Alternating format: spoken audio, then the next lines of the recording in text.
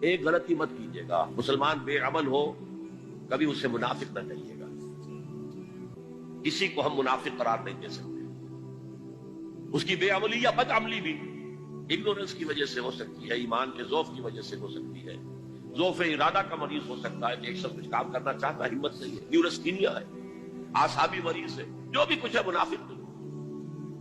منافق کون ہوگا آج کے دور میں؟ جو اللہ کے دین کے غلبے کی کسی تحریک میں شامل ہو اور پھر جب ڈسپلن کے تقاضے آئے اور جب جان اور مال کے خرچ کرنے کے تقاضے آئے تو پیچھے ہٹنا شروع کر، پھر وہ ارتداد۔ سورہ مائدہ میں اس کا نقشہ کھینچا گیا ہے، یا ایھا الذین آمنوا من یرتد منکم عن دینہ فسوف یأتی اللہ بقوم یحبونہ ویحبونہ۔ اے اہل ایمان، اگر تم نے پسپائی اختیار کی اپنے دین سے تو اللہ تمہیں ہٹا کر اور قوم لے آئے گا جس سے وہ محبت کرے گا اور وہ اس سے محبت کرے گا۔